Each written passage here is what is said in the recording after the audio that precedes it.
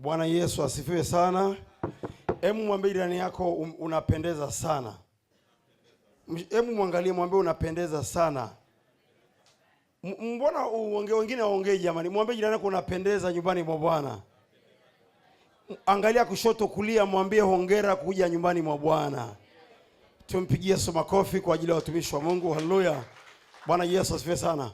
Na mshukuru Mungu kwa ajili ya mkesha wa siku ya leo, na kabla sijaendelea, mwenyekiti wetu wa CPST yuko kule Dodoma kwenye mkutano mkuu wa CPST kitaifa. Tumpigie Yesu makofi. Haleluya. Na makamu mwenyekiti yuko njiani, mchungaji Tarimo yuko njiani nakuja. Lakini tuna mtumishi wa Mungu hapa, katibu wetu, hebu aweze kuja mara moja hapa tumpigie makofi. Naona MC alimsahau kabisa kwa sababu ameshaanza kuwa mapacha. Tumpigie Yesu makofi. Tumpigie Yesu makofi kwa ajili ya katibu wetu jamani. Jamani vigelegele kwa ajili ya katibu wetu basi. Amen. Bwana asifiwe sana. Amen. Basi najua tutasalimiana baadaye, lakini tunayo maandalizi mazuri kwa ajili ya mkesha wa wiki inayofuata Ijumaa. Bwana asifiwe sana. Tutaielezea vizuri baadaye, lakini tutakuwa pale Kunduchi kama alivyosema mtumishi wa Mungu. Tunataka tukageuze pale ili ile jina ligeuke kidogo. Amen. Na leo tumeanza hapa, lakini wiki ijayo huo mkesha wa tarehe 19 utakuwa ni mkesha wa maandalizi kwa ajili ya mkesha mkuu wa mwisho wa mwezi huu. Bwana asifiwe sana. Unajua tutakuwa tuna mkesha pale Bunju A, mkesha mkubwa sana ambao tutakuwa na watumishi wa Mungu mbalimbali wakubwa watakuwa pale, lakini pia tumealika viongozi wakuu wa serikali kwa maana mkuu wa wilaya atakuwa mara pale pamoja na ujumbe wake wote. Bwana Yesu asifiwe sana. Kwa hiyo ni mkesha mkubwa sana, na safari hii hatutafanyia ndani, tunafanya katika uwanja mkubwa wa nje. Na tutaanza na mkutano wa Injili kuanzia saa 9 jioni mpaka saa 12 jioni, na baada ya pale tutaingia kwenye mkesha kuanzia saa 1 mpaka alfajiri.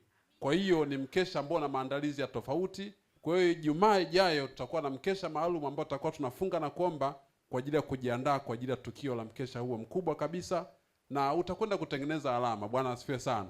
Tukua of course kuna vitu vingine tutakuja kuvisema baadaye kama viongozi. Karibia wiki 2 zimepita, tumekuwa tunakimbia kule na kule kwa ajili ya kuhakikisha kuongea na wazee wakuu wa mji kwa ajili ya maandalizi ya huu mkesha, na uwe tuna amani kwamba wale wakuu wote wanaojua katika imani tutakuwa nao mahali pale. Bwana asifiwe sana. Kwa hiyo nadhani tutapata muda wa kuelezea baadaye kidogo, lakini itosha tu kusema Mungu anawapenda. Amen. Jamani tupigie katibu wetu makofi jamani. Unajua zamani mimi kwenye dini ambayo nilikulia kabla sijaokoka, hebu sema madhehebu yetu kabla sijaokoka, makatibu ni watu ambao walikuwa na miaka 60 70. Bwana asifiwe sana. Hebu sema safari hii makatibu ni zaidi ya kizazi cha Gen Z. Wapigie Yesu makofi. Haleluya. Bwana asifiwe sana. Pigie makofi katibu wetu wa CPST zone ya Kinondoni. Ana mambo makubwa kabisa anaenda kufanya tarehe 26. Bwana Yesu asifiwe sana. Nimeitwa hapa kwa lengo, hebu sema lengo moja, kuzungumzia madhumuni na malengo ya mikesha hii. Bwana Yesu asifiwe sana. Bwana Yesu asifiwe sana. Leo nataka niwapeleke mbali, hebu sema mbali zaidi. Marafiki zanguni, kanisa, watumishi wa Mungu, maaskofu na wazee wa injili wa imani mlioko mahali hapa, Bwana Yesu asifiwe. Tumpigie Yesu makofi. Haleluya. Lengo, hebu sema lengo kubwa. Tunapigania tunzo za heshima. Sema kuna tunzo. Nimekaa na baadhi ya Wakristo, unajua kwa nini nazungumza hii kwa uchungu leo? Baada ya lisali moja naenda kutimiza miaka 50. Mpigie Yesu makofi. Bwana Yesu asifiwe sana. Na itahitaji jioni hii sombeni ikifika saa 6 usiku leo, na pamoja na watumishi wa Mungu mniimbie basi na mnipe keki yangu usiku wa leo. Tumpigie Yesu makofi. Bwana Yesu asifiwe sana. Zaidi ya miaka 20 nimefanya kazi ya injili. Sema miaka 20. Mungu aliniita nikiwa kwenye miaka kama 31. Sema 31. Leo usiku saa 6 usiku Mungu amenipa miaka 50. Bwana asifiwe sana. Sasa najaribu kuzungumza leo, kabla sijaenda kwenye neno namaliza, nimeitwa tu kutambulisha mikesha hii ya kila Ijumaa. Bwana asifiwe sana. Sema jambo la kwanza, kuleta mwili wa Kristo pamoja. Tumpigie Yesu makofi. Haleluya. Bwana Yesu asifiwe sana. Ndio maana tunakusanyika makanisa mbalimbali. Sema mbalimbali. Pale Bunju katibu wangu sijui kama patatosha. Bwana asifiwe sana. Tumealika waimbaji, na changamoto kubwa iliyopo, tumealika waimbaji wa injili ambao wameimba muda mrefu. Tumpigie Yesu makofi. Bwana Yesu asifiwe sana. Lengo la hii mikesha ni kukusanyika mwili wa Kristo pamoja. Sema cha pili ni kusifu na kuabudu. Sema na kusifu na kuabudu. Sema jambo la tatu ni kuzifikia roho ambazo hazijafikiwa. Tumpigie Yesu makofi. Jambo la nne ni kuliombea taifa letu la Tanzania. Mpigie Yesu makofi. Haleluya. Wangapi wanapenda taifa la Tanzania, watumishi wa Mungu? Ninaomba mtu mmoja achukue maiki kama nani anisomee shapshapu. Tukazungumze dakika chache, watu wa praise team muanze kujiandaa. Bwana Yesu asifiwe sana. Tukafanye jambo. Hebu sema lengo. Kuna tunzo za heshima. Sema kuna tunzo za heshima. Watumishi wa Mungu wana kamati, kwa mfano yuko mwenyekiti wangu wa kamati hii, mtumishi wa Mungu Justin. Hebu tumpigie Justin makofi jamani. Ana majukumu makubwa kuweza kufika leo, lakini wiki ijayo kule Bahari Beach, mimi nasema kule ni Bahari Beach. Tumpigie Yesu makofi. Tutakutana naye. Haleluya. Bwana Yesu asifiwe sana. Mwambie nako ipo tunzo. Sema iko tunzo. Iko tunzo. Sema iko tunzo. Iko tuzo. Sema saa nyingine watu walali. Saa nyingine watu walali. Tunafunga na kuomba. Tunafunga na kuomba. Tunataabika. Tunataabika. Kwa ajili ya kuleta mwili wa Kristo pamoja. Haleluya. Yes. Na kusifu Mungu na kuabudu Mungu. Sasa mwambie ndani yako sasa faida yake ni nini? Sema faida yake ni nini? Faida yake ni nini? Iko lengo. Sema liko lengo. Liko lengo. Iko tuzo ya heshima ya siku za mwisho. Mpigie Yesu makofi. Yes, yes. Iko tuzo. Sema iko tuzo. Iko tuzo. Nimeona kombe la dunia na nimemwambia Mungu mwaka huu sitaangalia hata mechi moja. Haleluya. Mechi zangu ni za kila Ijumaa. Mpigie Yesu makofi. Yes. Watoto wangu jana waliniambia mtumishi, tunaomba bando la kununua ma-TV. Nikasema na nitanulia mpaka mabando ya miezi 7. Miezi mingapi? Mimi nimeapa sitaangalia kombe la dunia. Haleluya. Mimi niko tayari kupambana na tunzo hizi za ulimwengu wa roho. Mpigie Yesu makofi. Yes sir. Sema ziko tuzo. Ziko tuzo. Za heshima za nini? Za heshima za kiroho. Za heshima za nini? Za kiroho. Hebu imagine kwa mfano sasa hivi Abedi Pele tuzo yake sasa hivi iko wapi? Hamna tena. Mike Tyson zimeisha na sengine wamezazitupa. Wamezafanya nini? Wameshangilia masuperstar wameshazitupa. Mwambie rako ziko tunzo ambazo haziozi. Zifanya nini? Ziko tuzo ambazo haziozi. Mwangalie jirani yako, hebu sema la.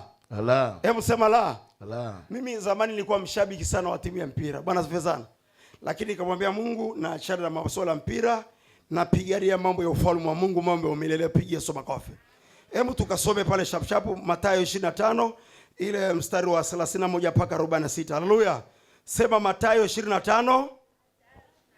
Mnaotumia vifaa vyenu vya teknolojia tusome Mathayo 25 ile mstari wa 31 mpaka 46. Iko tunzo na heshima. Sema iko tunzo na heshima. Hatuwezi kujitabisha namna hii. Wengine wanaomba, wanatoa pesa, walali usingizi. Leo nimekuja kwa sababu leo ni birthday yangu, na kuja kuwatia moyo. Mpigie Yesu makofi. Haleluya. Haleluya. Nimesimama hapa kuambia kwamba iko tunzo. Iko nini? Iko tuzo ya heshima ambayo haiozi. Ifanye nini? Haiozi. Tusome basi. Anasema hapo atakapokuja mwana wa Adamu katika utukufu wake na malaika watakatifu wote pamoja naye, ndipo atakapoketi katikati ya kiti cha utukufu wake. Na mataifa yote watakusanyika mbele zake. Na mataifa yote watafanya nini? Watakusanyika mbele zake. Mwambie nako tuko kwenye maandalizi. Sema maandalizi. Maandalizi. Samani uelewe. Timu ambazo zamani mimi nilikuwa mimi sijui kwa nini nazungumzia mambo ya mipira, kwa sababu watu wengi sasa hivi wako kwenye kombe la dunia. Wako kwenye kombe la nini? Mwambie nako Yesu anakaribia kurudi. Yesu anafanya nini? Yesu anakaribia kurudi. Sasa tunavyoanza kukusanyisha watu pamoja ni ishara ya kwamba Yesu anakaribia kurudi. Mpigie Yesu makofi. Tuendelee kusoma mtumishi wa Mungu bana. Naye atawabagua kama vile mchungaji abaguavyo kondoo na mbuzi. Ndio. Atawaweka kondoo mkono wake wa kuume na mbuzi mkono wa kushoto. Kisha mfalme atawaambia wale. Tulia, mwambie jirani yako wewe ni mbuzi au ni kondoo. Mwambie basi. Wewe ni mbuzi au ni kondoo? Mimi sio Mkenya, ni Mtanzania. Nani? Wewe ni mbuzi au ni kondoo? Bwana Yesu asifiwe sana. Bwana Yesu asifiwe sana. Biblia inasema kwamba kondoo sasa hivi wote wako kwenye mkesha, na wewe ni kondoo wa Yesu Kristo, bibi harusi wa Bwana. Ipigie makofi kwa Yesu. Endelea kusoma pale mtumishi wa Mungu. Kisha mfalme atawaambia wale walioko mkono wake wa kuume, ndio, njooni mliobarikiwa na Baba yangu urithini ufalme mliowekewa tayari Tulia. Kuumbwa ulimwengu. Mwambie nako unaona faida za kukesha. Sema faida za kukesha. Unaona faida za kukesha. Faida za kufanya injili. Zipo nini? tuzo. Sema ziko nini watumishi wa Mungu? Ziko tuzo za heshima au zinaharibika? za heshima. Tuendelee kusoma mpaka mstari wa 46. Kwa maana nalikuwa na njaa mkanipa chakula. Tulikuwa na nini? Na njaa mkanipa chakula. Ndio maana tunazungumza kwamba kufikia roho ambazo zijafanya nini? Hazijafikiwa. Endelea. Na alikuwa na kiu mkaninywesha. Ndio. Na alikuwa mgeni mkanikaribisha. Aha. Na alikuwa uchi mkanivika. Na alikuwa mgonjwa mkaja kunitazama. Na alikuwa kifungoni mkanijia. Aha. Ndipo wenye haki watakapomjibu akisema, Bwana, ni lini tulipokuwa una njaa tukakulisha au una kiu? Hebu sema maswali yatakuja. Sema maswali yatakuja. Maswali yatakuja. Sasa tuko kwenye mkesha, wengine wako wanaangalia kombe la nini? La dunia. Na wameokoka, wamefanya nini? Na wengine ni maskofu, wapigie makofi kabisa. Bwana Yesu asifiwe sana. Bwana Yesu asifiwe sana. Bwana Yesu asifiwe sana. Amen. Bwana Yesu asifiwe sana. Amen. Vigelegele kwa Yesu. Yesu atakuja atakwambia kwamba nilikuwa uchi hujanivika. Tuendelee kusoma mtumishi wa Mungu. Ndipo wenye haki watakapomjibu akisema, Bwana, ni nani tulipokuwa una njaa tukakulisha au una kiu tukakunywesha? Tena ni lini tulipokuona mgeni tukakukaribisha au uchi tukakuvika? Ni lini tena tulipokuona mgonjwa au kifungoni tukakujia? Na mfalme atajibu akiwaambia, Amini nawaambia, kadiri mlivyomtendea mmojawapo wa hao ndugu zangu walio wadogo mlinitendea mimi. Tuliamwambia nako hii ndio thamani ya utumishi. Sema thamani ya utumishi. Thamani. Hebu sema kuna thamani. Thamani. Kwa usije kuna mtumishi wa mtu unazungumza kuleta mwili wa Kristo pamoja, wanahangaika, wengine walali, wanafunga, wanaomba, wengine hata wametoka kazini wamekuja moja kwa moja kwa mkesha. Bwana asifiwe sana. Mwambie nako iko thawabu. Sema iko thawabu. Iko thawabu. Tuendelee mtumishi wa Mungu. Kisha atawaambia na wale waliomo mkono wake wa kushoto, Ondokeni kwangu mliolaaniwa, mwende katika moto wa milele aliowekewa tayari Ibilisi na malaika zake. Kwa maana nalikuja na njaa msinipe chakula, na alikuwa na kiu msininyweshe, na alikuwa mgeni msinikaribishe, na alikuwa uchi msinivike, na alikuwa mgonjwa na kifungoni msija kunitazama. Ndipo hapo pia watajibu wakisema, Bwana, ni lini tulipokuona wewe una njaa au una kiu au mgeni au uchi au mgonjwa au kifungoni tusikuhudumie? Naye atawajibu akisema, Amin nawaambia, kadiri mtendeao mmoja wa hao walio wadogo hamkunitendea mimi. Na hao watakwenda zao kuingia katika adhabu ya milele, bali wenye haki watakwenda katika uzima wa milele. Tumpigie Yesu makofi. Nimesimama mbele hapa watumishi, ninawatia moyo kanisa, watumishi wa Mungu mnatutazama kila mahali. Hebu sema ziko tuzo. Changamoto kubwa tunaipata maono yanavyoanza. Sema maono yanavyoanza. Maono, hebu sema maono yanavyokuwa naanza. Maono siku zote yanaamsha upinzani. Tumpigie Yesu makofi. Sijasikia vigelegele kwa Yesu. Unajua mwambie yako kama utaki vita usibebe maono. Usibebe nini? Kuangalia kombe la dunia, kuangalia kombe la nini? Hutapata vita. Bwana Yesu asifiwe sana. Lala kwenye makochi, piga selfie zote, hutapata vita. Sema vita yote. Lakini siku zote maono yanakuja na upinzani. Mpigie Yesu makofi. Kwa sababu kuna watu wengine leo hii wameacha kuhubiri injili. Wameacha kufanya nini? Walivyohubiri injili wametemewa mate. Kuna mtumishi wanjoni nipo. Tumpigie Yesu makofi mtumishi wa Mungu huyu. Mmoja mpokee mtoto wake. Bwana asifiwe sana. Huyu mtumishi alinipa changamoto moja juzi. Alikuwa anahubiri injili, akapigwa, akaibiwa simu zake. Hebu waambie kule. Je, ulivyoibiwa vitu vyako na ukapigwa, je, uliendelea kuhubiri injili au kuendelea kuhubiri injili? Nimeendelea kuhubiri injili. Waambie wale kule sasa, kwa sababu hapa tunazungumza mambo haya, mambo yote tunawafanya mwisho wa siku watu wajue kwamba ziko tuzo za heshima. Waeleze. Amina. Ilikuwaje? Nilipofanywa hizo vurugu, nikachukuliwa simu, kasachiwa, kaambiwa mimi navuruga amani. Lakini baada hapo nilitoka, nikatafuta sehemu nyingine, nikapanda gari nyingine, nikaanza kuhubiri. Watu wakashangaa, amepanda gari nyingine anaanza kuhubiri. Bado sikuishia hilo tu, nikashuka na lingine nikahubiri tena, kwa sababu kuhubiri ni wito. Kuhubiri ni wito. Na kama anavyosema Bishop, ulivyoibiwa simu yako uliendelea kuhubiri, unaendelea kuhubiri? Naendelea kuhubiri mpaka sasa. Mtu mwingine anakasema kwamba naacha mambo ya injili. Hebu nimesimama pale kwa sababu nimekuja hapa tu kwa lengo, sema kwa lengo moja, ya kwamba ziko tuzo za heshima kwa mambo unayofanya ya mapenzi ya Baba wa mbinguni. Mpigie Yesu makofi. Amina. Unawaambia nini sasa wale ambao wanaanza kazi ya Mungu, inavyokwenda mrama wanaona labda wanakuwa na wasiwasi, wanaacha? Unawaambiaje? Wanakuangalia watu kwenye TV. Kazi ya Mungu ina vita. Kazi ya Mungu yote unapoifanya ina vita kubwa sana. Ndio maana hata wenzetu tunaowasoma kwenye Biblia waliotangulia, wengine wamekatwa vichwa, kama wakina Nabii Isaya alikuwa anakaa Yerusalemu, alikatwa shingo. Wengine walikuwa wanakimbizwa, wanakatwa mikono. Wengine wamepikwa kwenye mafuta. Hivyo kazi ya Mungu ina vita, lakini baada ya kumaliza hii kazi tuna taji nzuri. Tumpigie Yesu makofi. Haleluya, haleluya. Amen. Hebu nisomee sasa tukamaliza. Jamani, mmepata kitu hajapata kitu? Na usema kwa wale walimwibia kila kitu. Walifanya nini watumishi wa Mungu? Walimwibia kila kitu, simu zake, kila kitu. Lakini juzi wakati mama anapokea simu, mchungaji kiongozi akapiga simu kwamba kuna mtu amenishuhudia kwenye basi alivyotoka Jumapili badani hapa. Bwana sifa sana. Akasema kuna mtumishi nimemuona kwenye daladala yuko anasali kanisa lenu. Yaani anapiga saa nyingine anaenda Mbagala, anakwenda Mwenge, anahubiri injili mabasi yote. Tumpigie Yesu mtumishi wa Mungu. Mahali hapa wako waimbaji, wako wachungaji, wako maskofu. Nimesimama mahali hapa watumishi wa Mungu kuwatia moyo, fanyeni kazi ya Mungu. Mpigie Yesu makofi. Na nataka kuambia kwamba Yesu anakaribia kurudi. Sema yuko malangoni. Toka kipindi cha Morris Seruro mpaka leo walikuwa nasema anakaribia kufanya nini? Mpaka leo na mimi nakwambia anakaribia kufanya nini? Sasa uwe makini, sema uwe makini. Wazee wetu wa injili kila saa wanatuambia anakaribia kufanya nini? Wakana Morris Seruro wanatuambia anafanya nini? Na leo nakwambia Yesu anakaribia kufanya nini? Yuko malangoni. Lazima utambue kwamba ziko tuzo za heshima kwa kufanya kazi kubwa ya Mungu. Tumpigie Yesu makofi.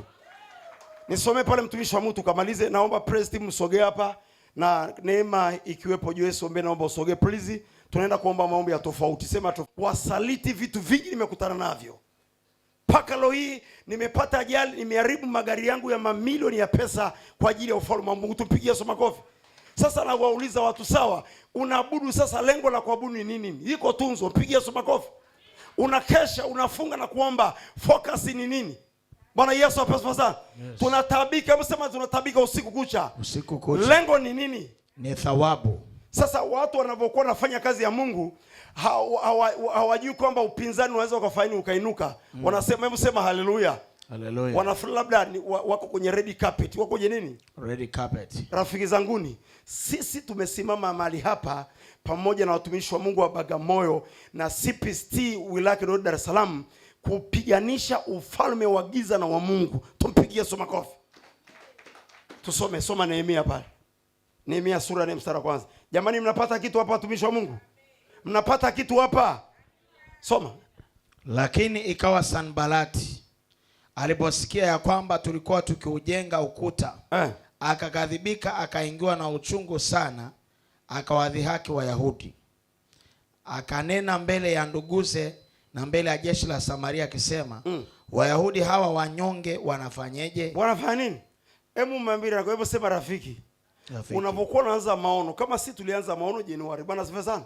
Sasa maono mara nyingi yatakuwa na upinzani, yatakuwa na nini? Upinzani. Ndugu zako wanaweza kuambia wewe, Bwana Yesu asifiwe sana. Bwana asifiwe sana.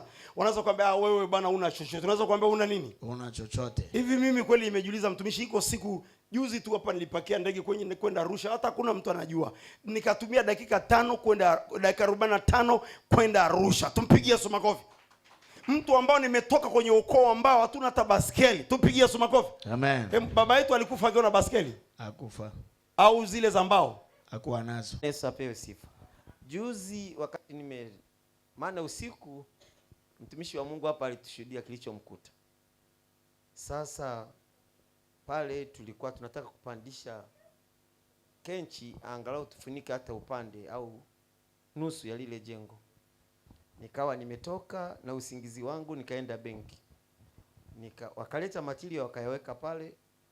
Na mimi nikarudi nikahesabu zile hela za material yale nikawapa. Nikarudi ofisini kwangu. Nikachukua ile bahasha ambayo ilikuwa na hela. Nikatenga hela za kumalizia kenchi zote wazichomelea alafu wazipandishe kule juu. Baadaye nikawa nasikia kama naibiwa, lakini sasa nikawa najiuliza ninaibiwaje? Hapa kuna nani wa kuniibia mimi? Niko mimi, mke wangu, mafundi na huyu binti anayefanya kazi hapa anafagia huko ofisini. Ni nani wa kuniibia? Nikatoka. Baadaye nikafungua draw. Nikaona kama bahasha haionekani, lakini nikajipa moyo nikasema labda imesogea huko mbele. Nikarudisha draw. Sasa jioni wameisha choma kenchi, bado hazijaunganishwa kupandishwa baadhi ya zile kenchi. Wamekuja, yaani walipomaliza mimi nikaenda ofisini ili nichukue pesa nifanye nini? Niwalipe. Nakuta ile hela hakuna. Bahasha imebebwa. Alafu mle ofisini kulikuwa na hela nyingi sana. Lakini hawakupekua, wao walichochukua walichukua ile bahasha walipo. Na yule binti nafikiri aliona. Sasa mimi siwezi kusema ni binti, siwezi kusema ni fundi au ni Mungu mwenyewe amdhihirishe tu, amfunue. Akachukua ile bahasha akaondoka.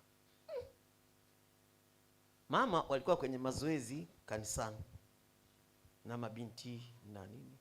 Hata huyo mwenyewe binti huyo alikuwepo. Kaambia sasa ambao naweza nikawalaumu ni mke wangu, mtoto wangu ana miaka 12 na huyu binti na fundi. Lakini huyu kijana anazipeleka wapi? Mke wangu anajiibia yeye mwenyewe, haiwezekani. Yaani ilitoka jasho utafikiri sasa nasikia joto, wakati sio joto. Nilitaka kupiga kelele, sikupiga kelele. Nikamtuma mjukuu wangu, nikamwambia nenda kamuite mama, bibi yako mwambie babu anakuita. Mama kanambia ninasafisha madhabahu, ni kwa sababu sisi huwa tuna utaratibu, kuna wale wanaosafisha madhabahu kama hawapo hakuna mtu mwingine anayeruhusiwa kupanda pale, ni mama peke yake. Basi nikamwambia nenda kamwambie akimaliza asiendelee na shughuli nyingine, kwanza aje. Alipokuja nikamwambia mama, hapa tumeshapigwa, hela zote zimechukuliwa. Akamwambia unasemaje? Hela zimechukuliwa. Ili jasho linalotoka sio kwamba nasikia joto, yaani nashindwa hata cha kusema. Mama alifukua ofisi zote. Nikamwambia sasa unakotafuta, nimekuambia usiangalie hizi bahasha ndogo. Bahasha ilikuwa ni kubwa, alafu ndani ni zile bahasha ambazo ni ngumu, na ndani kuna karatasi lingine leupe ni ligumu kama gamba. Nikamwambia zimechukuliwa. Lakini nilianza kusikia wakati natoka benki na teremka ngazi. Wewe, yaani ikabidi nitafute mbinu, nitafute njia, nikakwepa, yaani nikaona kama kumbe kitu Roho Mtakatifu alikuwa ameshasema. Sasa kwa sababu hii vita na shetani aligundua kazi inayokwenda kufanyika. Mimi hapa ni askofu nilikuwa kama askofu wa diocese, lakini nakwenda kusimikwa kwa askofu kitaifa, yani ni askofu mkuu, kwa sababu tumeshafungua makanisa mengine mikoani. Kwa hiyo sasa nilipomsikiliza mtumishi wa Mungu nikasema basi wacha nijipe moyo, wewe Mungu umfunue huyu mtu. Mimi sina haja ya kuhangaika na wala sina haja ya kupiga kelele, ila Mungu umfunue huyu mtu aliyechukua hizi pesa. Kwa sababu kwanza nimetoka kwenye mkesha, nimezichukua hizo pesa, nimezitolea fungu la 10. Iweje leo zichukuliwe zinakwenda kufanya kazi yako? Nikachukua hela nyingine nikawalipa mafundi, na kesho yake wakaja wakalipa. Kaambia muishie hapo hapo. Mlikoishia hapo hapo muishie hapo hapo. Kazi inaendelea. Na ndio maana niko hapa na uzee wangu, niko hapa kwenye mkesha, niko hapa naendelea mpaka Yesu arudi. Sasa mwambie ndani yako ungefanyaje? Ungeairisha usije kwenye nini? Bwana Yesu apesifa sana. Bwana Yesu asifiwe sana. Cha kwanza nimekuja hapa kwa lengo kubwa leo kuwatia moyo mkesha wa leo. Sema cha pili, siku zote maono yanakuja na upinzani. Watu wenye maono lazima wapitie nini? Changamoto. Sasa siku zote kama una upinzani, sema kama una upinzani, ujiulize swali vizuri, zifanye nini?